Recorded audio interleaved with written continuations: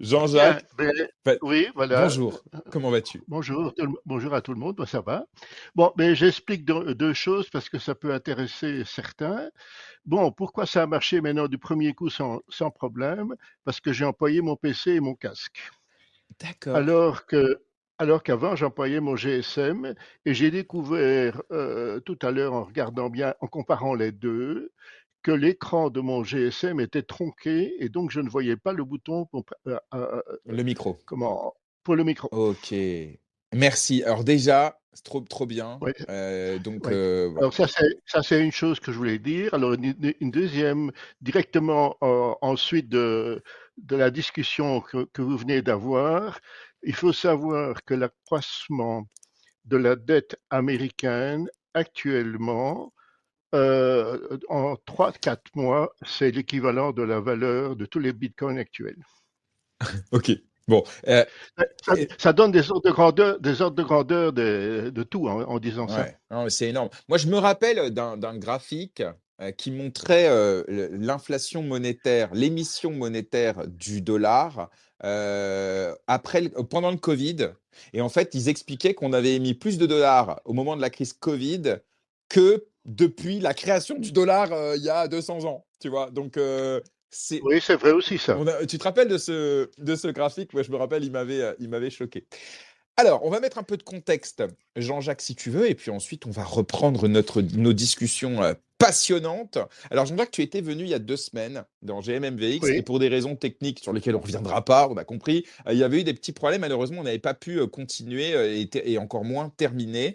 Et donc, je t'ai demandé si tu acceptais de revenir. Tu as accepté tout de suite, et c'est donc ce matin. Alors, je te fais une petite présentation, Jean-Jacques, puisque tu vas pas refaire celle que tu avais faite la dernière fois, qui était passionnante et dont on s'est pas encore remis d'ailleurs, mais tu es cryptographe de formation, tu as travaillé au sein de nombreux groupes de travail, d'institutions et de centres de recherche en Allemagne, en Hollande, etc. Tu es nommé dans le white paper de Satoshi Nakamoto, notamment sur tes travaux sur le timestamp, je crois. Oui, oui, Voilà. oui. Tu es également professeur émérite à l'école polytechnique de Louvain et en plus tu es quelqu'un de très sympathique. Et ça fait quand même beaucoup pour un seul homme.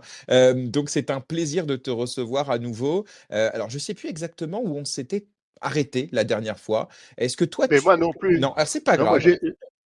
je sais pas. En fait, j'ai continué à parler Ouais. et vraisemblablement vous m'attendiez pas. Non, c'est vrai qu'on t'entendait pas. Alors, en gros, moi, je me rappelle qu'on avait quand même pas mal de questions qui restaient un peu en suspens. On avait parlé, je crois, le dernier sujet qu'on avait évoqué, c'était concernant les puces sur lesquelles tu avais travaillé. Donc ça, on en avait parlé pas mal.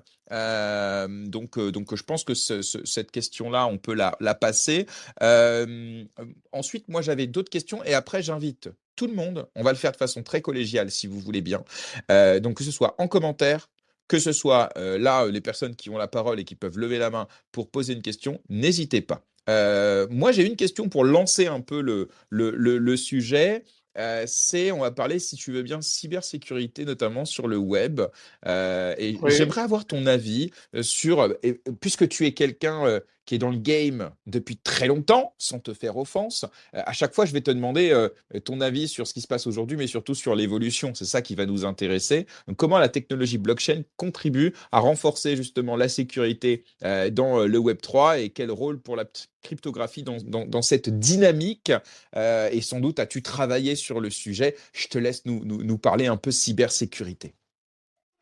Oui, ben la cybersécurité, ça évolue très fort. Et bon, d'abord parce que globalement, ça se professionnalise de plus en plus. Bon, c'est pas récent, mais si on parle maintenant allez, de tout ce que j'ai vécu depuis le début jusque maintenant, parce que j'ai pratiquement vécu toute cette période-là. Au départ, c'était plutôt, je dirais, de l'amateurisme ou des gags ou même des erreurs. Maintenant, aujourd'hui, c'est des organisations terribles, que ce soit chinoises, de la Corée du Nord ou russe et encore d'autres. Hein, enfin, c'est quand même le principal. Iranien aussi. Et donc, le fait que ça se professionnalise, ça change tout parce que ça veut dire qu'on a ceux-là ont beaucoup de moyens et faut pas oublier non plus les services secrets, les gouvernements.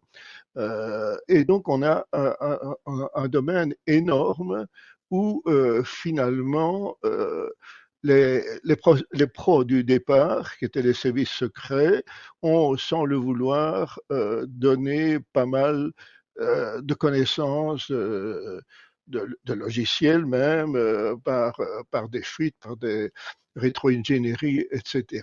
Donc on est aujourd'hui dans un domaine extrêmement, et on n'a pas encore tout vu, loin de là, et on parle pas de tout. On est donc dans un domaine où ça se passe pas trop bien et ça va même, à mon avis, s'aggraver.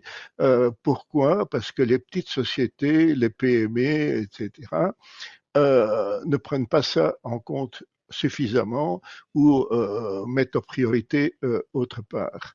Bon, ça c'est une chose. Deuxième chose, il y a l'arrivée de plus en plus certaine, évidemment, de l'intelligence artificielle, qui est aussi utilisée, et ce n'est que le début, pour faire des attaques. Bien entendu, on peut aussi employer ça pour contrer les attaques. Donc, c'est toujours gendarmes et voleurs, ou cow-boys indiens, si vous voulez.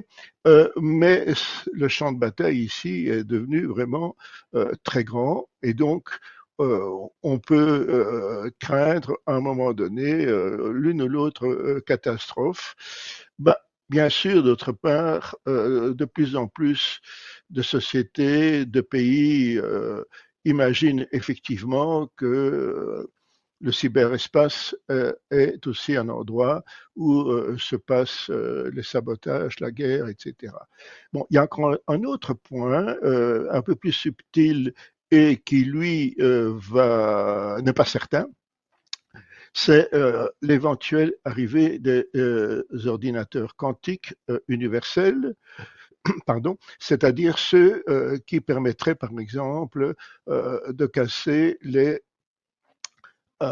codes secrets, les algorithmes cryptographiques qu'on utilise aujourd'hui. Donc là, Alors, concrètement, et je te laisse continuer, mais en oui, vrai, oui, oui, non, oui, mais allez, oui. Jean-Jacques, d'abord, pardon, mais je peux pas ne pas le dire. En fait, j'ai même pas besoin de tes réponses, elles sont tellement structurées. Elles sont, franchement, je kiffe, je bois du petit lait. Et alors, on va parler donc évidemment du quantique, c'est important. En fait, il faut savoir qu'aujourd'hui, la cryptographie, elle passe par un système de chiffrage de l'information. Et en fait, les systèmes de chiffrage, en fait, ils ont évolué avec le temps. En fait, en gros, dès que l'un est déchiffré, eh ben, on en invente un nouveau, tu vois, qui est encore plus puissant. Et donc là, le risque des ordinateurs quantiques, qui vont permettre de faire plein de tâches en même temps, je simplifie à mort hein, pour les newbies chez Newbie, eh bien, le risque, c'est qu'ils arrivent à casser justement eh bien, les solutions de chiffrement, les algorithmes de chiffrement qui existent aujourd'hui. Et donc, je te laisse continuer là-dessus.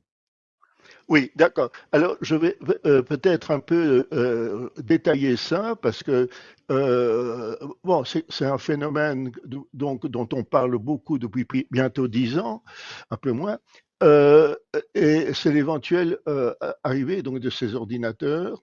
Alors bon, on n'y est pas, hein, donc il faut bien être clair malgré tout ce qu'on lit dans la presse, on n'y est pas et on n'y est pas du tout parce que là une petite parenthèse, il y a une confusion énorme en ce qu'on appelle les qubits logiques et les qubits physiques. Ça veut dire quoi? Ben, ça veut dire c'est la mémoire que l'on peut utiliser pour casser un algorithme. Là, je passe les détails. Et ce qu'il faut savoir, c'est que physique, c'est ce qui est réellement réalisé, et logique, c'est ce qu'on peut utiliser pour programmer. Et là, on est très loin dans le sens que loin du but. Donc aujourd'hui, le plus gros ordinateur quantique existant, c'est IBM, il a un peu plus de 1000 qubits physiques. Vous imaginez, donc c'est comme si on avait une RAM de 1000 bits, mais même pas, même pas. en fait, malheureusement, il y a beaucoup de bruit, donc il faut mettre des très gros codes correcteurs d'erreur. Et donc, le nombre physique que l'on a, c'est peut-être 10, 20, 30, 50 maximum. Vous imaginez donc de quoi on parle, ce n'est qu'une image. Qu'est-ce que vous pouvez faire avec une RAM de 50 bits? Bon, j'ai bien dit que c'était une image, bon. Et donc voilà, donc on a ça. Alors maintenant, il ne faut pas non plus croire que tout est cassé, ce n'est pas vrai. Il y a deux types d'algorithmes cryptographiques, en gros ceux qui sont basés sur des problèmes mathématiques et qui permettent de résoudre la sécurité pour distribuer les clés, pour faire la signature et des choses comme ça, pour faire des échanges de clés aussi. Et puis, il y a les algorithmes qui sont un peu plus sauvages, je dirais, qui sont les algorithmes effectivement de chiffrement et les fonctions de hachage. Alors, si on regarde par exemple Bitcoin, il y a un peu des deux. Bien sûr, le chaînage, la blockchain est basée sur une fonction de hachage. Eh bien, figurez-vous que malheureusement, si les fonctions, les ordinateurs quantiques universels apparaissent, eh bien, cette fonction de hachage est cassée. Bon, alors on emploie aussi une signature. C'est la signature, c'est basé sur les courbes elliptiques dans le cas de Bitcoin. Et là aussi, c'est le même problème, ce serait cassé. Pour employer le vocabulaire des autorités de normalisation américaines, ces algorithmes aujourd'hui sont obsolètes. Oui, j'ai bien dit. Hein. Mais ça ne veut pas dire qu'ils sont cassés pour ça pour l'instant, mais ça veut dire que dans le futur, ils pourraient être cassés et malheureusement, si vous enregistrez tout, il n'y a pas que vos bitcoins évidemment, et que ce que vous avez enregistré par après, vous pouvez le casser, eh bien, vous pouvez éventuellement revenir en arrière, défaire les signatures ou les utiliser, etc. Et donc, ce dont je parle là, c'est un vrai problème pour le futur de Bitcoin et Satoshi Nakamoto l'avait prévu. Il a une phrase quelque part où il dit qu'il faudra bien surveiller ça et faire évoluer et que les logiciels et les algorithmes qu'il a donnés ne sont que des exemples. Bon, voilà. Alors, donc, vous voyez que le problème. Alors, oui, il y a encore un algorithme qui est utilisé dans le cadre de Bitcoin. C'est l'algorithme qui permet de passer de votre clé comment à votre numéro de compte en quelque sorte. Là on emploie RIP-MD 160. Et là, on peut dire que c'est limite, et même à la base, c'est déjà cassé aussi. Voilà, encore une autre évolution qu'il faudra faire dans pas trop longtemps. C'est beaucoup de boulot quand on voit que tout ce qui s'est passé déjà pour Bitcoin, pour changer un peu, pour passer à la signature de Schnorr en courbe elliptique, pour utiliser un petit peu mieux l'espace. Donc, vous voyez, la cryptographie est très centrale dans tout ce dont on parle. Bien sûr, ça permet surtout de renforcer, c'est en quelque sorte les boulons et les rivets de l'ensemble. Bon, alors voilà, donc ça c'est une chose que je voulais vous expliquer. Et si on met tout ensemble, le futur de la cryptographie, l'intelligence artificielle, la professionnalisation, on voit que on doit bien réfléchir et que tout doit être bien protégé.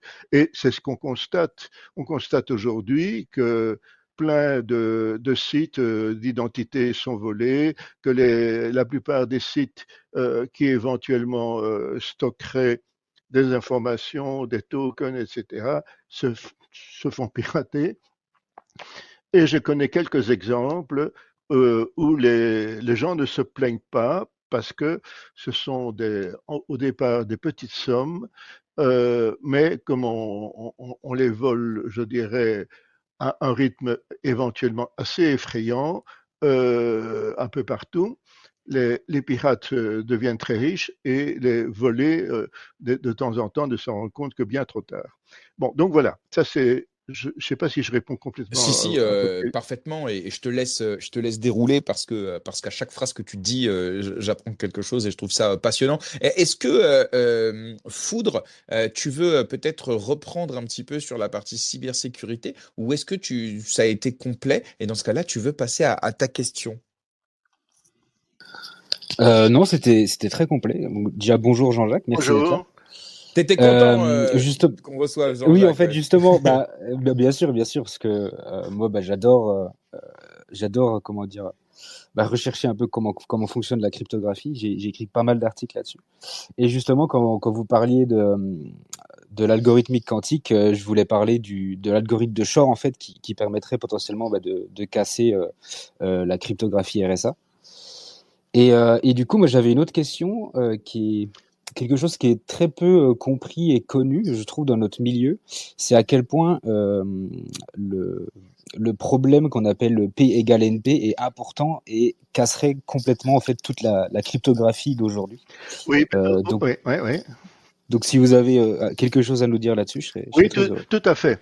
Mais je vais d'abord lever une ambiguïté parce que j'ai parlé de Schnorr, mais Schnorr, effectivement, il a fait pas mal de choses. Donc, il a fait un schéma de signature qui est celui qui maintenant remplace le schéma initial donc dans Bitcoin. Et alors aussi, et là je vais en parler quand même un tout petit peu, il a imaginé un algorithme effectivement qui fonctionnerait normalement sur des ordinateurs classiques pour casser le RSA, qui n'est donc pas utilisé par Bitcoin, mais qui est utilisé sur Internet.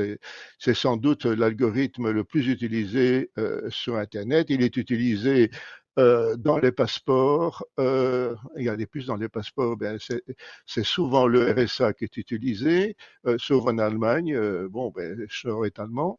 Et donc, il y a pas mal de bruit. Je connais très bien personnellement Schnorr. Il a fait pas mal d'erreurs dans sa vie. Il a eu beaucoup de bonnes idées aussi. Bon, l'algorithme de factorisation, il l'a publié plusieurs fois avec des corrections. La première fois qu'il l'a publié, c'était, je ne sais pas dire la date exacte, mais c'est quand même au moins 6-7 ans. À mon avis, c'est 6-7 ans, oui, c'est ça. Et j'étais là quand il a fait son exposé, et avec d'autres, on s'est regardé et on a dit, ben non, son algorithme ne peut pas marcher. Et lui avait testé effectivement son algorithme sur des petits nombres, mais ça c'est très dangereux. Je dirais que pas mal d'idées qui marchent sur des petits nombres, et dès on extrapole, eh bien, on est très surpris. Alors donc, on va parler avec Schnorr, on lui dit ça, bon, et là on constate, et je fais presque le lien avec la deuxième partie, on constate que Schnorr, bon, c'est un très bon mathématicien, c'est un très bon cryptologue, mais c'est pas quelqu'un qui connaît bien l'algorithmique et c'est pas quelqu'un non plus qui connaît bien l'usage des ordinateurs. Et donc, en fait, pour être très clair, il s'est planté. Il a publié un deuxième article plus récemment qui a à nouveau fait du bruit. Là, notamment parce qu'il a vu son nom, il a écrit noir sur blanc que son article cassait le RSA de façon irrémédiable. Et bon, c'est vrai qu'il avait un peu amélioré son idée, c'est pas le problème. Et là, effectivement, il s'est de nouveau planté et on attend toujours ces corrections. Alors, ce qui est extraordinaire, c'est que cet article-là a été utilisé assez récemment et ça a fait du bruit par des chercheurs chinois qui ont dit si on empêche Schnorr avec un ordinateur quantique, même assez élémentaire, rudimentaire, Eh bien, le RSA est cassé et en fait, c'était tout à fait faux de nouveau, puisque les Chinois reprenaient les exemples de Schnorr, qui sont tout petits, et même là, ils n'y arrivaient pas. Donc, la problématique de casser le RSA, quelque chose qui est qui vient souvent à l'ordre du jour. Je connais entre 7 et 10 groupes ou personnes qui prétendent avoir une idée qui permettrait de le casser. Certains ont déjà annoncé ça et ce sont des grands noms. Un nom, par exemple, c'est Ivo de Smet. Comment et puis après, ils disent, ah non, je me suis planté, je croyais que tel algorithme fonctionnait comme ça, mais c'est pas vrai, ce n'est que dans des cas particuliers, etc. Donc là, il faut bien voir que il y a plein d'annonces et ce ne sont pas des annonces journalistiques, hein, ce sont des annonces qui sont faites sur des réseaux de chercheurs, qui sont publiées sous forme de preprint, mais qui n'ont pas été reviewées, etc. Et donc, on a l'impression que ça casse. Alors, il faut quand même bien voir quelque chose, c'est que l'origine de pas mal de ces bruits vient de ceci. C'est connu, c'est public, mais pas vraiment. Il y a une petite dizaine d'années, il y a eu un colloque secret en Californie, organisé, tenez-vous bien, par la NSA, donc service secret américain, et ils avaient convoqué 20 personnes de, comment, de services secrets américains d'un peu partout et 20 chercheurs et industriels. Donc ça veut dire que comment Intel était là, Microsoft était là et d'autres, et ils avaient invité 3 Européens, dont moi. Et donc pendant 2 jours, on a discuté. Le titre de la conférence était que se passerait-il si le RSA était cassé? C'était un peu avant effectivement l'annonce du fait qu'on allait devoir faire des algorithmes post-quantiques pour résister aux ordinateurs quantiques. Et de mon point de vue, c'était sans doute un des colloques de préparation pour cette annonce. Alors là, on a appris pas mal de choses. Sans que ce soit très révolutionnaire. Donc, il y a comment Diffie-Hellman était là et d'autres personnes du même niveau. Et donc, on a fait l'état des lieux et on a appris que, par exemple, à l'époque, donc c'était Windows 7, ils avaient fait un bilan, ils avaient regardé partout où ils employaient de la cryptographie, et dans Windows 7, il y avait 60, oui j'ai bien dit, 60 endroits où ils employaient la cryptographie et ils ne savaient pas pourquoi. Ils n'avaient pas trouvé. Donc ça veut dire que s'il fallait remplacer les algorithmes qui étaient utilisés parce qu'ils étaient cassés, ben, ils ne savaient pas comment le faire ce remplacement. Donc ça ne veut pas dire que nécessairement tout allait foirer, mais ça veut dire que voilà un peu l'état de l'art, je crois que c'est encore vrai aujourd'hui, de la façon dont on fait des operating systems de façon sécurisée. Bon, oui, il y a des choses qui restent, il y a des choses qui ne servent plus à rien, il y a des choses qui ne sont pas bien documentées. Et celui qui a raconté ça, c'était un des responsables de Microsoft. On a appris d'autres choses aussi qui sont absolument effrayantes. C'est un tel là qui a dit, vous savez, nous, pour nos puces, quand on fait des mises à jour des microprogrammes qui sont à l'intérieur des puces, il y a une signature RSA qui vérifie tout. Et si la signature est bonne, alors à ce moment-là, on applique la modification, l'update, autrement, ben, on n'accepte pas. Alors, bon, ben, vous savez que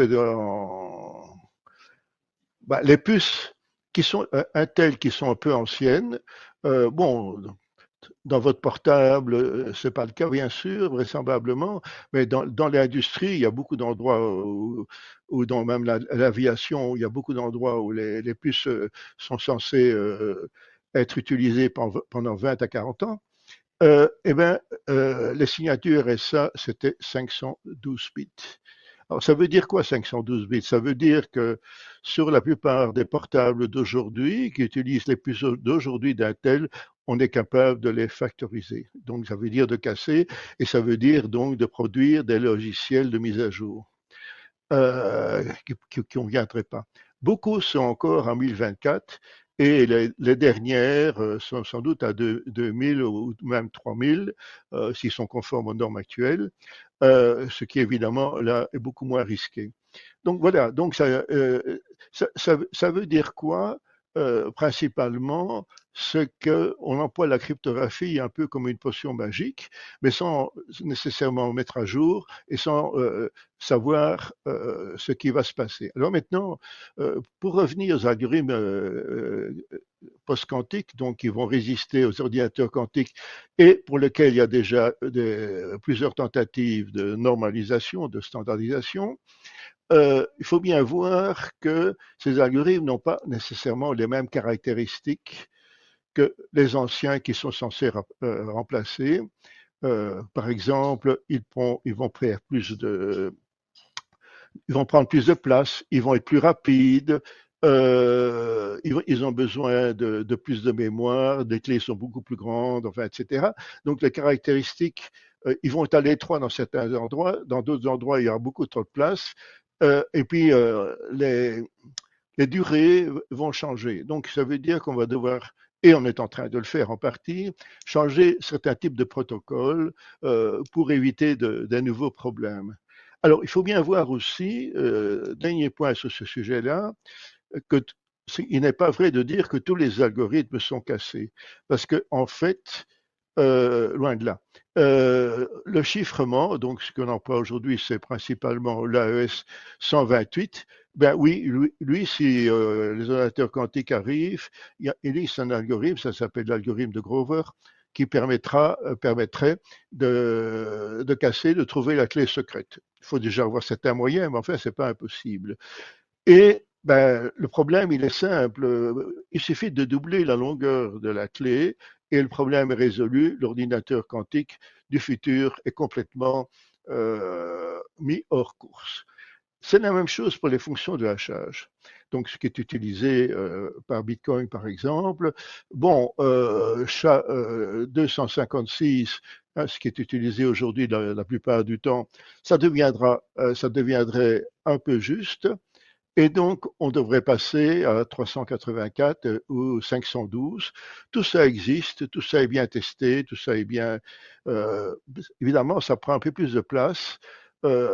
Éventuellement, un certain nombre de protocoles pourraient avoir des difficultés ou, en tout cas, devraient être négociés. Parce que le problème qui reste évidemment, c'est la compatibilité avec le passé. On ne peut pas tout changer en une fois. Il faut garder le passé, le présent et être compatible avec ce qui est prévu pour le futur. Et on va introduire aussi, par cette flexibilité, vraisemblablement pas mal de problèmes et de vulnérabilités nouvelles. Voilà, donc ça c'est ce que je voudrais dire. Alors maintenant, l'autre question, c'est P égale NP ou pas. Je vais être très provocateur et on s'en fout complètement. Euh, et je m'explique. En fait, la cryptographie n'a rien à voir. Ce qui se passe, c'est que comment au début de la cryptographie civile, la recherche, donc c'est dans les années 70, 80, on a imaginé si on emploie un problème NP, alors ça veut dire non polynomial, éventuellement complet, alors on a un algorithme qui est difficile à casser. Ben, c'est totalement ignorer la définition de ce que c'est NP. NP, ça veut simplement dire il existe au moins une instance d'un problème donné pour lequel on ne va pas savoir trouver la solution en un temps polynomial. Donc ça veut dire, sous-entendu, exponentiel. La cryptographie n'a pas besoin d'un tel domaine. Elle a besoin que la plupart, pas un, mais la plupart des instances d'un problème donné sont difficiles à trouver. Donc c'est beaucoup plus fort en fait que ce qu'on dit là. Alors il faut bien voir aussi que tous les problèmes sur lesquels sont basés actuellement la cryptographie à clé publique, c'est-à-dire concrètement, je parle des anciens, le RSA, les courbes elliptiques, etc., sont basés sur des problèmes qu'on ne sait pas situer. On ne sait pas si c'est P ou NP. La factorisation, c'est un des rares algorithmes courants pour lequel on ne sait pas caractériser leur complexité. Donc ça montre bien, rien que par cet exemple, que P égale NP, P différent d'NP, ce n'est pas très important. Mais alors, admettons même maintenant que P égale NP. Alors, je vois déjà les titres des journaux, tout est cassé. Ça a déjà été publié plusieurs fois parce que y a, de temps en temps, au moins une fois par an, il y a un chercheur plus ou moins connu qui annonce ça. Il y a des gens il y a un observatoire informel de ça. Et en fait, il faut bien voir que si je trouve un algorithme qui, par rapport à l'entrée de n bits, j'ai besoin, c'est un exemple que je donne comme ça, de n exposant à 300 d'instructions pour pouvoir le casser, pour trouver une instance. Ça c'est dans P, c'est dans le polynomial. Mais par contre, n exposant 300, même pour n égale 2, c'est un nombre colossal. Donc ça veut dire que si c'est le cas, si c'est la borne inférieure, c'est incassable. Donc ça veut dire que il ne suffit pas de dire P égale NP ou différent de NP, il faut surtout connaître quelle est la complexité, l'exposant de croissance, et aussi les constantes multiplicatives et autres. Donc en fait, c'est un sujet P est-il égal à NP très important en informatique théorique, en informatique pratique, en cryptographie appliquée, ça n'a presque aucune importance. Merci. Et voilà, donc ça, je crois que j'ai répondu à la question comme ça. Bah, on va demander à Foudre. Est-ce que, est-ce que Jean-Jacques a. Alors, je suis pas sûr que tout le monde ait bien compris. Non, j'ai fait très attention, mais ça Non, prendrait beaucoup de mais c'est temps. normal. Il y a des éléments qui sont pas forcément accessibles à tout le monde. Mais vous savez quoi, les copains, même si vous arrivez à grappiller que 5% que ce qui est en train d'être dit, c'est déjà formidable. Est-ce que Foudre, ça répond à ta question? Et si tu veux continuer l'échange avec Jean-Jacques sur cette partie un peu tech, en essayant de la vulgariser, n'hésite pas. Et ensuite, je laisserai Arnaud poser ça ou ces questions. Oui, oui, très bien. Je voulais exactement ça en fait. C'était montrer que. Alors, je vais essayer de vous expliquer vite fait P égale NP de manière vulgarisée. C'est que on a d'un côté ce qu'on considère comme des problèmes qui sont faciles à résoudre et de l'autre côté des problèmes qui sont très difficiles à résoudre. Et en fait, dire que P égale NP, c'est un peu la même chose. Dire que prouver quelque chose qui est facile, ça veut dire qu'il est aussi facile à inverser. Par exemple, pour une fonction de hachage, tout le principe d'une fonction de hachage, c'est que on met des verrous mathématiques pour qu'elle ne soit pas inversable. Donc, par exemple, si on hache votre clé privée, ça soit quasiment impossible de revenir en arrière depuis le hash pour retrouver votre clé privée. Et en fait, dire que P égale NP, ça veut dire que si c'est facile de hacher une clé privée et de prouver que le hachage est bon, ça veut dire que c'est aussi facile en fait de l'inverser et de potentiellement la retrouver. Donc en fait, ça viendrait casser théoriquement en fait tous ces verrous mathématiques qui fonctionnent en général à l'aide du problème du logarithme discret, qui fait qu'on n'arrive pas à inverser tout ce qui est fonction de hachage, cryptographie, RSA qui fonctionne avec des chiffres, des factorisations de chiffres premiers. Donc voilà, donc c'est juste, imaginez-vous cette chose-là, en fait, de casser tout ce qui est, en fait, de retourner tous les verrous mathématiques qu'on a inventés jusqu'alors. Et si théoriquement, si vous voulez, ça marche, en pratique, comme l'a dit Jean-Jacques, ça reste autre chose, très compliqué. Donc voilà. J'espère que c'était compréhensible, je suis pas sûr. Bah, disons que ça nécessiterait de pousser encore un peu plus, mais merci pour cet effort de simplification. Est-ce que tu as une autre question pour profites-en, ou est-ce que je laisse la main à Arnaud et après tu repasses après?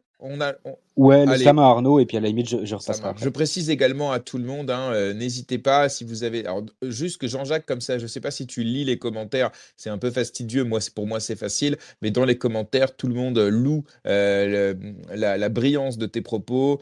Tout le monde dit que c'est hyper intéressant. Merci à Jean-Jacques pour ce moment. Merci, merci, hyper intéressant. Donc, tout le monde adore. Donc, Jean-Jacques, change pas, reste comme t'es. On passe maintenant à Arnaud. Je te laisse la parole, mon ami. Super. Jean-Jacques, vous m'entendez? Oui, Toujours là? Super. Euh, Jean-Jacques, moi je vais vous poser une question pour qu'on s'éloigne un peu de la technique, parce que déjà je suis pas un technicien comme vous. Néanmoins, je pense que ce que vous avez fait durant votre vie et la manière dont vous parlez de certains des problèmes que l'on s'apprête à rencontrer peut-être, je pense que vous partagez et on partage, nous, qui sommes plus jeunes que vous, beaucoup d'idéaux. Et il y a beaucoup de personnes dans cette assemblée qui sont là parce que les idéaux de la cryptographie que Bitcoin a amené et qui sont censés être, continuer à être perdurés au travers des blockchains qui sont créés derrière, ce sont des idéaux qui nous attirent. Du coup, ma question, c'est, vous qui êtes un homme d'un certain âge, vous devez regarder le monde de demain et vous dire, oh putain, ils vont quand même avoir des sacrés problèmes. Si jamais là, vous pouviez partager à nous autres qui sommes plus jeunes et qui pourrions peut-être reprendre un peu votre flambeau d'une certaine manière, les problèmes qui, à vos yeux, vont être dangereux pour nous, ce seraient lesquels? À quoi il faut qu'on fasse gaffe, en fait? oui, c'est une très bonne question. Bon, il y a ce qu'il faut faire, c'est d'abord voir quels sont les buts qu'on veut avoir. Bon, disons que dans mon cas, moi j'ai essayé par mes travaux, par mes articles et encore aujourd'hui bien sûr, d'essayer de protéger et de promouvoir la démocratie et la protection de la vie privée, parce que les deux sont liés. Et l'outil de base pour ça, ben, c'est la cryptographie. Il n'y a aucun doute là-dessus. Il y a pas mal d'attaques fréquentes, répétées, pour cela, en employant différents motifs pour essayer d'affaiblir la cryptographie, parce que c'est un outil, comme pour tout, qui est à la fois comment pour le bien et pour le mal. Elle protège les citoyens, elle protège, quand c'est nécessaire, l'anonymat, mais elle protège aussi, bien sûr, les malfaiteurs et les pirates, et éventuellement, elle améliore les malwares ou les virus, etc. Donc, c'est un outil à double effet, comme presque tout dans la vie. Et donc, à mon avis, il faut faire très attention et bien comprendre cette balance et essayer qu'elle soit toujours du bon côté. Ça devient de plus en plus technique et donc, c'est pas toujours évident. Il faut écouter les experts et éventuellement avoir les bons combats. Alors, bon, de quoi je parle réellement? Ben, il faut savoir qu'il y a c'est partiel hein, ce que je dis là, je dirai autre chose après, qu'il y a un certain nombre d'États qui aimeraient bien pouvoir écouter, donc ça veut dire casser la cryptographie, l'espionner, mettre des backdoors, etc.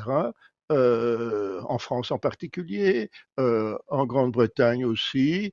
Aux États-Unis, c'est plus compliqué. Alors, en France aussi, c'est plus compliqué. L'ANSSI, par exemple, a dit non, c'est pas admissible. Et par contre, la police a dit, ah, nous, on aimerait bien.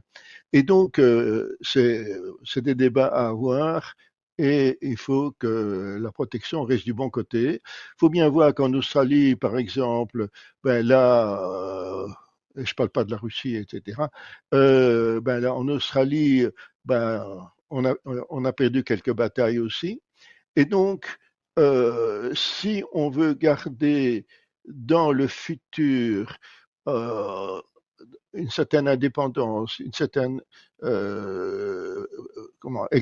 un certain exercice de citoyen et une bonne démocratie, on doit absolument protéger, dans le bon sens du terme, la vie privée et ça veut dire les outils qui vont avec.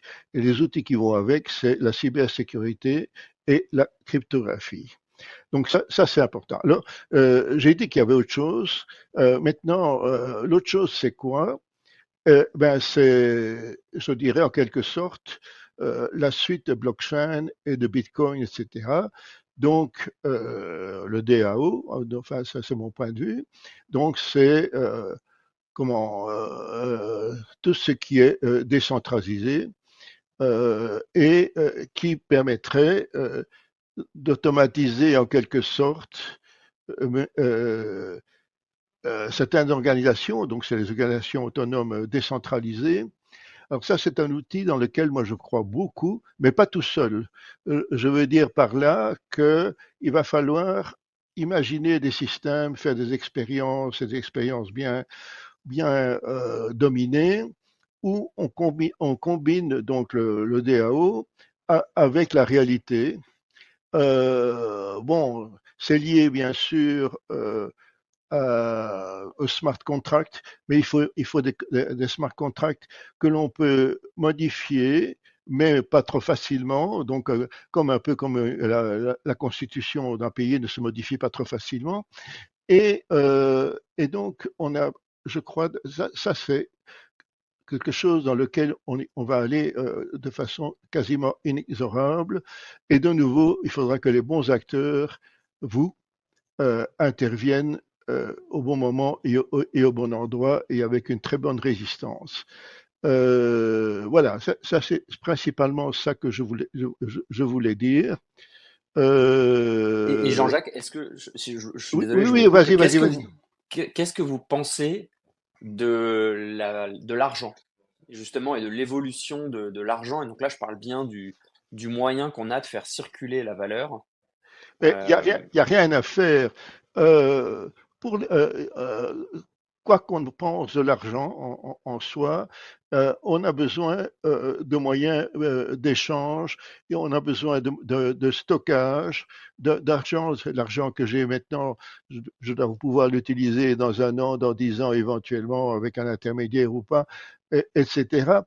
Alors, donc l'argent en soi, quelle que soit la façon dont il est implémenté, est une nécessité, et ça, je crois qu'il n'y a personne qui le nie. Alors, bon, maintenant, on peut imaginer plein de systèmes comme Bitcoin. À titre personnel, je ne crois pas qu'on arrivera à un système comme Bitcoin pour gérer tous les échanges. Il y a plein de raisons à ça. J'ai pas dit que j'étais contre, hein, j'ai dit simplement que ce n'est pas possible. Le système actuel bancaire ou des cartes de crédit n'est pas du tout idéal, loin de là. Le fait de pouvoir fabriquer de l'argent, donc de faire tourner la planche à billets, d'avoir une dette colossale, ce n'est pas non plus très bien. Donc, il y a pas mal de réflexions à avoir, que faire dans le futur. Et moi, ce que je dirais, et c'est lié à ce que je viens de dire il y a quelques minutes, donc de DAO, il y a une réflexion à avoir. Quelle est l'étape suivante pour Bitcoin? Ça ne veut pas dire nécessairement améliorer les algorithmes ou la vitesse ou le stockage, que sais-je, mais voir comment on peut incorporer plus de la communication dans la société. Et quand je dis communication, j'y inclus l'argent dans ce cadre-là. Et donc aussi promouvoir des expériences à grande échelle. Alors, je ne parle pas du tout des tentatives de faire un euro numérique, etc. Là, on a pas mal surveillé ce qu'ils imaginent. Et bon, le fait que ce soit, par exemple, dans beaucoup de cas dans d'autres pays, centralisé, permettrait de tracer tous les échanges que font les gens, etc. Et moi, mon terme pour ça, si on fait ça, c'est presque une dictature en kit. Ok, super. Discussion très intéressant. J'aimerais maintenant qu'on discute smart contract, Oui, Jean-Jacques. On a parlé monnaie, évidemment, on a parlé cryptographie. Ma question, c'est qu'en tant que pionnier de la cryptographie, quelle vision tu as des smart contracts qui sont au cœur des applications décentralisées? Et puis surtout, est-ce que tu peux nous expliquer comment justement la cryptographie intervient dans justement la sécurisation de ces smart contracts et comment tu les as vus évoluer depuis 2014 à peu près, je crois. Ou peut-être que toi, tu as connu les prémices des smart contracts avant les smart contracts de Ethereum. Voilà, raconte-nous un petit peu tout ça. oui, pour être tout à fait honnête, j'ai moins été mêlé à ça. En tout cas, dans le sens qu'on entend aujourd'hui. Alors bon, par contre, j'ai utilisé des smart contracts dès le début. Enfin, ça veut dire après 2014 quand même, mais avant, sur le plan du principe. Bon, le problème, c'est que, là, je parle de nouveau de sécurité, c'est que euh, c'est pas évident du tout à faire. Il faut prendre plein de précautions. Euh, et, et au début, on a bien vu plein de cas qui ont déraillé, plein de smart contracts qui n'étaient pas corrects. Maintenant, ça va beaucoup mieux parce qu'on prend des modèles qu'on croit bien assurés, bien corrects, et on les modifie un petit peu pour le cas qu'on a besoin.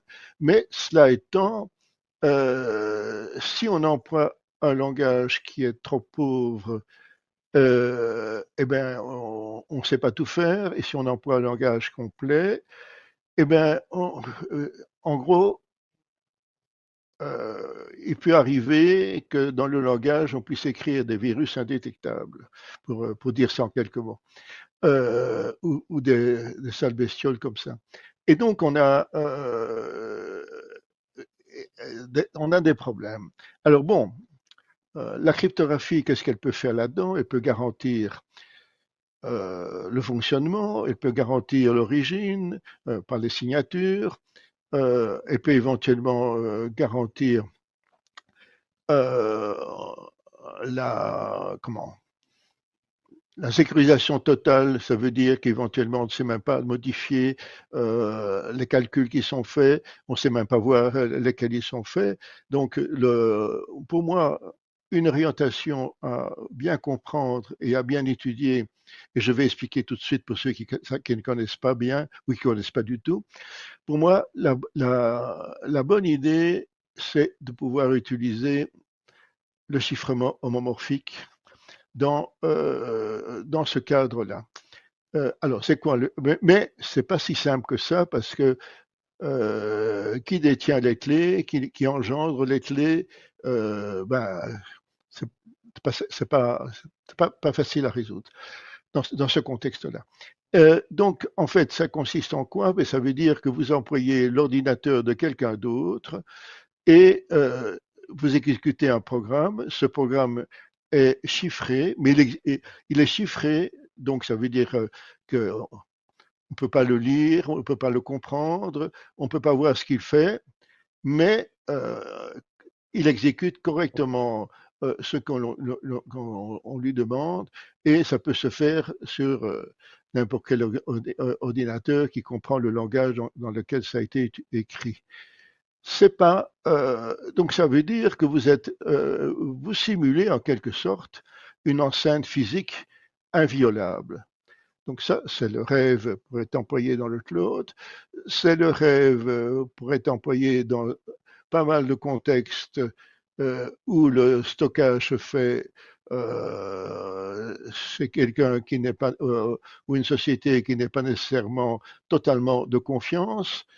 Et bon, alors le problème qu'il y a aujourd'hui, c'est que on n'est pas capable, mais on y arrive peu à peu, de réaliser de tels programmes à un niveau de complexité suffisant pour que ce soit utile, avec l'efficacité qu'on aimerait bien avoir, la vitesse qu'on aimerait bien avoir. Les problèmes qu'il y a, en gros, c'est que les programmes sont très gros, les données sont multipliées.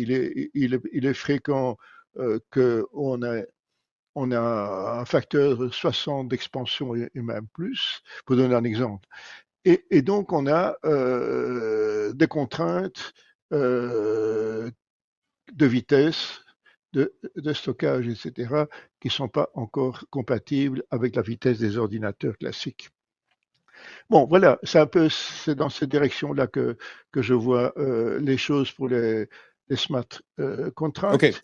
D'où Voilà. l'intérêt aujourd'hui, hein, justement, pour la déstructuration en fait des différents layers, avec une partie qui va s'occuper de l'exécution, une partie qui va s'occuper de rendre la data disponible, une partie qui va s'occuper de tout ça, justement pour compenser ce dont tu parles, la lourdeur en fait des informations et le manque de scalabilité en fait.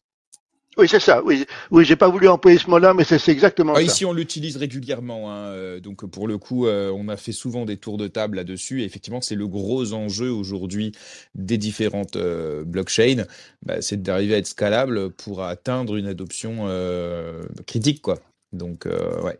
Alors, puisque je vois pas d'autres mains levées, moi je continue, hein, les gars, faut pas Il y a hésiter. Foudre. Ah, je voyais pas ta main, Foudre. Alors, Foudre, vas-y. Et après, moi, j'aurai encore quelques questions. Dis-moi juste, Jean-Jacques, pour être sûr, jusqu'à quelle heure on a à peu près? J'étais en train de regarder justement l'heure, mais on peut encore, 13 encore 20 heures? minutes, disons. Allez, on dit jusqu'à 13 heures et il y aura encore, allez, 2-3 questions maximum. Vas-y, Foudre. Ouais, bah, je voulais faire directement le parallèle parce que vous en parliez, Jérém et Jean-Jacques juste avant. Justement, donc juste pour recontextualiser pour les personnes qui ne savent pas ce que c'est la cryptographie homomorphique, en fait, c'est une cryptographie qui vous permet de faire les calculs directement sur les données chiffrées sans pour autant changer le résultat. Donc, par exemple, si vous chiffrez 1, vous faites 1 plus 1, la donnée chiffrée, en fait, si vous la traduisez, sera égale à 2. De façon très schématique, c'est à peu près ça le concept. Et c'est très intéressant parce que vous parlez justement de la scalabilité et que c'est une cryptographie qui est très lourde aujourd'hui et qui pourrait pas être fait sur l'ordinateur décentralisé qu'on a aujourd'hui, par exemple avec Ethereum ou d'autres blockchains. Et ça fait intervenir en fait aujourd'hui ce qu'on appelle les zero knowledge proof qui permettent de réaliser les calculs en dehors de la chaîne, donc sur un ordinateur normal, de générer une preuve à divulgation nulle et ensuite vérifier cette preuve, par exemple, sur la blockchain qui, elle, demande beaucoup moins de puissance de calcul. Et je voulais parler d'une chose, c'est que aujourd'hui, en tout cas sur notre écosystème à nous, il y a ce qu'on appelle une narrative qui est en train d'émerger, qu'on appelle en fait la machine de vérité. Le but, ça serait de réaliser en fait des preuves mathématiques formelles et ensuite de les compresser à l'aide de zero knowledge proof pour justement les vérifier sur la blockchain. Et grâce à ça, on pourrait s'abstraire en fait des des différents langages de programmation, des différentes virtual machines qui seraient permises en fait par justement cette traduction mathématique en fait des problèmes directement. Qu'est-ce que vous pensez de l'importance d'une telle machine de vérité en fait qui pourrait permettre Oui. de vérifier la correctness, comment dire en français, le fait que l'exécution soit correcte Oui, et de le prouver en la fait, correction, oui.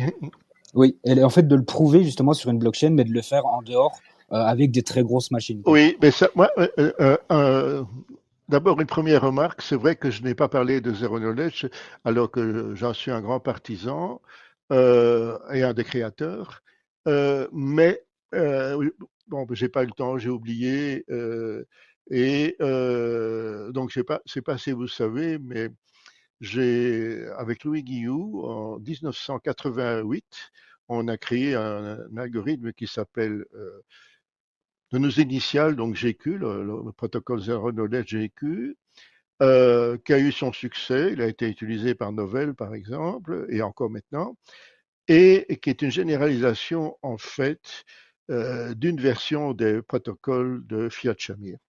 Bon, donc c'est un algorithme que je suis toujours demandé dans quel contexte on pouvait les utiliser. On a beaucoup poussé au départ le fait que on pouvait ainsi prouver qu'on connaissait un secret sans le donner, donc un mot de passe sans le donner, et c'était beaucoup plus sûr.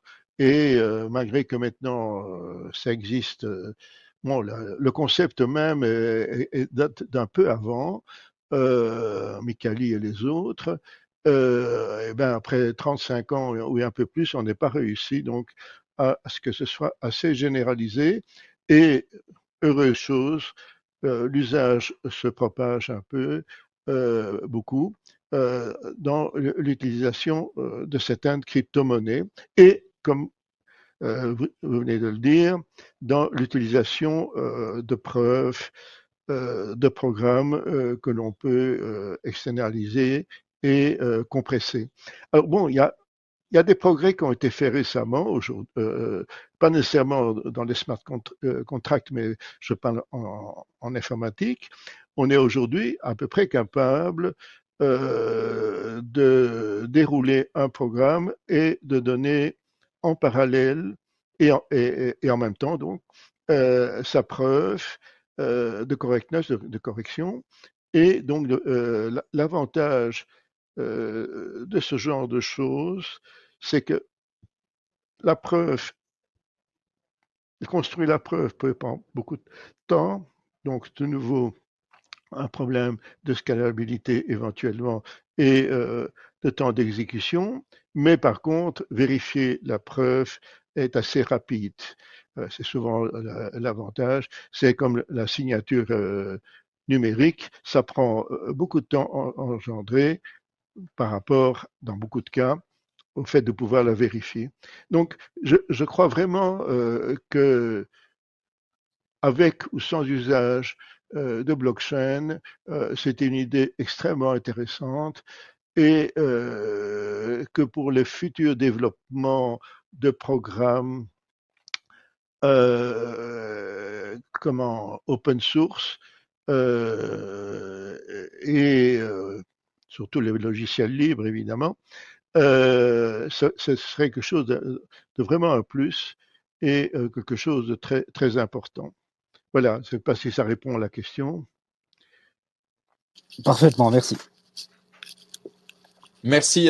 Donc sur la machine de vérité, peut-être un petit focus là-dessus, parce qu'on a parlé ZK Knowledge. Est-ce que peut-être sur la machine de vérité, tu veux peut-être préciser? Moi, j'ai pas eu de réponse sur ça. Alors oui, je peux préciser parce que là on a parlé des zero Bah, c'est knowledge ça. proof, mais du coup cette idée de la machine de vérité, c'est avant de faire ces zero knowledge proof, c'est en fait de faire des preuves mathématiques formelles. Donc prendre l'exécution d'un smart contract par exemple qui peut être écrit dans n'importe quel type de langage, faire sa preuve formelle mathématique et ensuite vérifier cette preuve.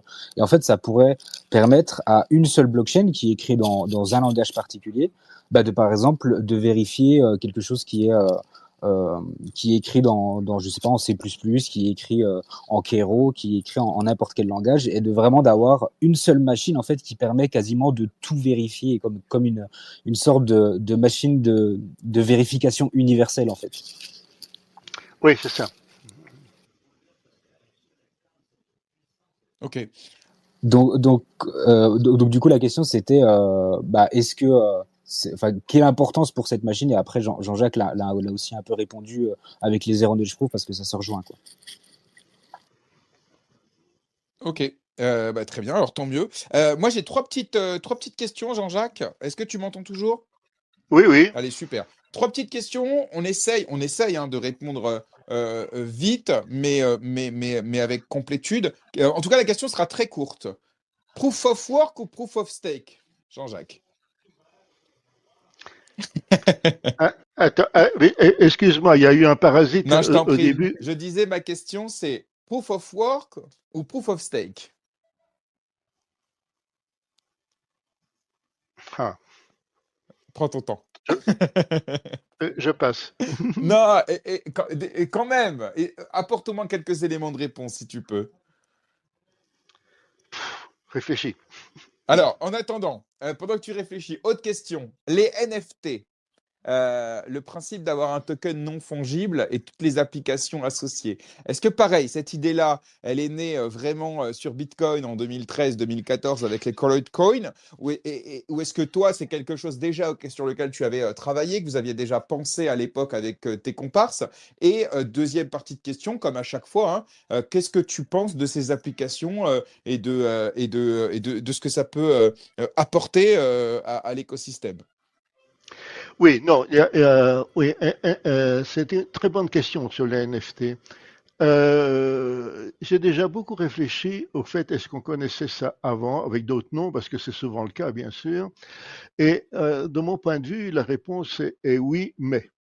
Il faut bien penser que un exemple simple, euh, un billet électronique pour aller à un concert, ça a beaucoup de caractéristiques d'un NFT. En principe, il doit être unique.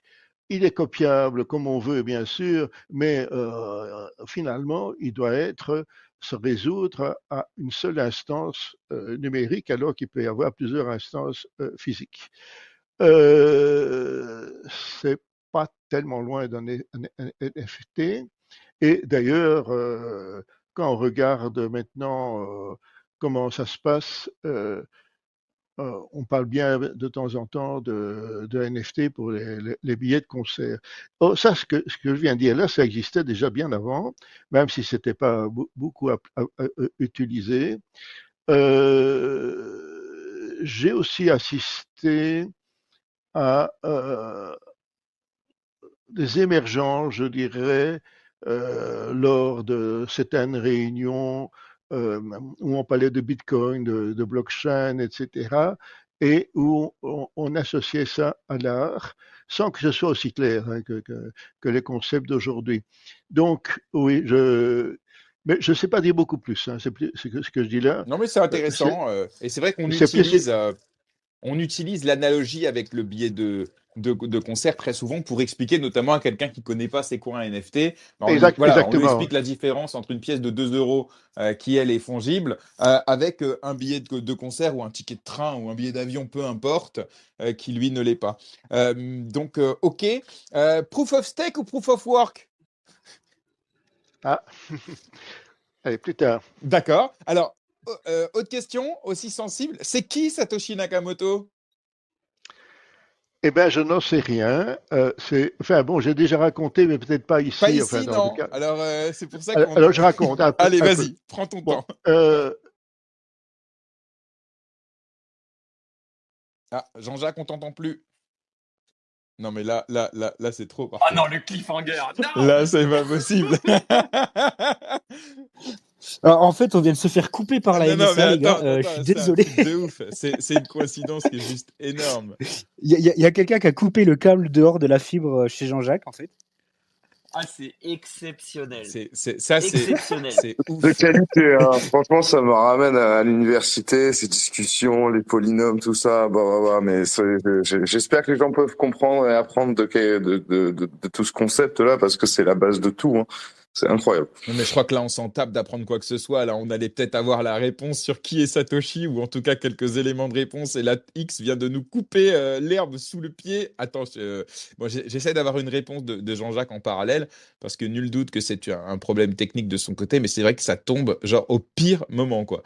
Alors, Jean-Jacques, je vais le supprimer des intervenants. Peut-être qu'il va se rendre compte par cela qu'il n'est plus. Parce que là, il est en train de parler, certainement, tu vois. Euh, donc voilà. Bon, sinon, à part ça, c'était cool, non?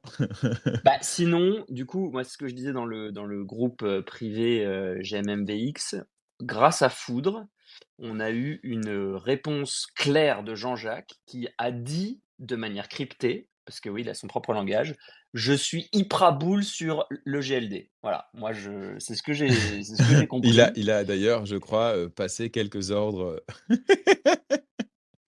Non, mais c'est vrai que Il est c'est déjà en intéressant. leverage sur HPerp, le mec. Il est en Et je avance. crois qu'il vient d'acheter tous les NFT lui permettant d'avoir un paladin. Mais ça, rumeur. C'est marrant sa réaction sur Proof of Ouais, Work ou Proof of ouais. Bah, Stake. soit parce qu'il se dit qu'il aura pas le temps de la développer. Non, je pense que c'est parce qu'il a dit au tout début, je crois, il a dit à votre, je vous laisse une idée ou entre guillemets, la question ne fait même pas sens. Pourquoi le proof of stake est moins bon que le proof of Ah, j'ai work? pas entendu En ça, mode, moi, mais ok. il a dit juste à votre avis ou quelque chose comme ça. Je sais Ah plus exactement ouais? comment il Ah, l'a moi, j'ai pas tourné. entendu ça. Et je pense, si tu veux, alors je n'oserais pas parler à la place de Jean-Jacques, si tu veux, mais je pense que il sera certainement partisan de l'idée que le proof of stake met trop de pouvoir à ceux qui ont déjà en main la monnaie et ne fait que augmenter, en fait, si tu veux, leur part de la supply par rapport à ceux qui ne stake pas. Et en soi, ça peut être un problème de centralisation, en fait, du pouvoir monétaire. C'est en général le gros le gros comment dire Bah, c'est l'argument des argument maximalistes, ouais, contre bien sûr. voilà. Mhm. Donc peut-être qu'il est partisan de cette idée là aussi. Oui, je pense qu'un OG comme lui, qui a vu naître Bitcoin et ses itérations précédentes, effectivement, ça m'étonnerait qu'il soit un partisan du proof of stake, qui a une finalité qui est quand même assez différente, une philosophie qui est un peu différente. Mais c'est vrai que j'aurais adoré quand même qu'il nous réponde. Mais est-ce que sa non-réponse n'est pas une réponse? Certains en commentaire, effectivement, le pensent aussi comme toi, Foudre. Bien. Alors écoutez les copains, là, je ne sais pas quoi faire, parce que je n'ai pas de réponse de Jean-Jacques. Sans doute n'a-t-il plus de batterie. Va-t-il remonter sur la ligne ou pas? Je ne le sais pas. Mais nous ne pouvons pas attendre comme ça plus longtemps. Donc, ce qu'on va faire, c'est qu'on va se diriger vers la fin de ce space.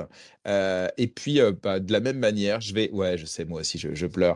Mais je vais. Non, on attend jusqu'à 13h, mec. C'est pas possible. On peut pas rester sur ce cliffhanger là comme ça. Tu vas pas le faire revenir une troisième Et fois. pourquoi Mais pas? si, mais si, Il mais si, mais adore. tout à fait. Il adore venir.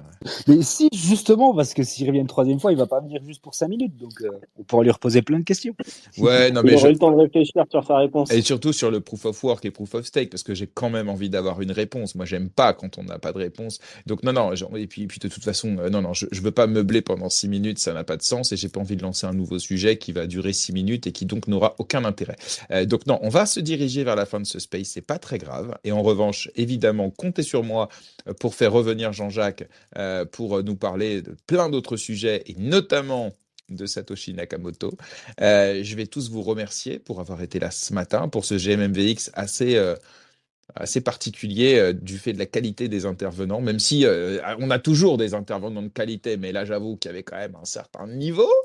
Je vous invite toutes et toutes évidemment à l'issue de ce space de le partager sur X et sur vos différents réseaux sociaux. Vous pouvez également retrouver les replays sur l'intégralité des plateformes de podcast, même Deezer, mais également sur notre chaîne YouTube. Donc pour certains, ça peut être plus simple. Et puis, je vous donne rendez-vous l'aspect. Oui, vas-y Arnaud. Ouais, moi j'aimerais qu'on se lance ce défi là, tous ceux qui sont là et qui ont écouté ce space, de faire en sorte que ce space soit le plus écouté de l'histoire de GMMVX. Et ça va être chaud parce qu'il y en a certains, on a eu des invités qui étaient vachement bankable. Mais ça Compliqué. serait Hein. ouf qu'on se dise tous, allez, on en fait un pataquès, genre fouf, Ça mériterait, truc ultra hein, putaclic. ça mériterait, mais c'est vrai que pour le coup, difficile de faire plus que Darkemy. Euh, On fait tous un titre extrêmement On a putaclic. découvert Jean-Jacques allait nous dire Voilà, qui est exactement, Satoshi. exactement. Il se fait couper en direct par la NSA. Tu sais, genre. Non, mais après, voilà, c'est vrai que bon, pour le coup, là, c'est vrai que, mais ça, je pense que c'est comme pour n'importe quel créateur de contenu, mais quel qu'il soit. Dans le sens où, même moi, je me rends compte que parfois, je fais un tweet sur le cours du Bitcoin, de l'EGLD ou du Bitcoin, un tweet qui n'a absolument rien d'original, qui a déjà été fait par 1000 autres avant et qui va être fait 1000 autres après. Et parfois, j'ai plus d'impression que sur une analyse poussée de quelque chose. Dans GMMVX, c'est pareil. Parfois, les audiences ne reflètent pas la qualité intrinsèque des échanges, mais c'est le jeu. Et donc, pour le coup, ben, on se prête au jeu et que l'on soit 200, 500 ou 1000 à écouter cette interview, c'est ce qui est sur la toile reste sur la toile. Et il n'est pas impossible que ce numéro-là, par exemple, je sais pas moi, dans un an, ressorte et prenne une ampleur importante. Donc parfois, ça peut être décalé aussi le succès d'un contenu digital. Voilà. Alors après, évidemment, je ne vais pas vous empêcher de pusher ce space pour qu'il soit écouté. Nous, ce qu'on va faire dans tous les cas, Kevin, tu m'entends?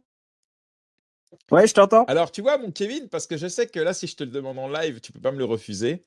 Alors que si je te demande en privé, tu vas me dire, ouais, j'ai pas le temps.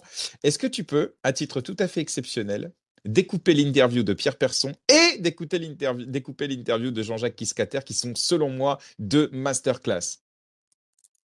Bah oui, évidemment. Mais même si tu me demandes, je t'ai dit, si tu me dis, même en privé, tu peux le dire.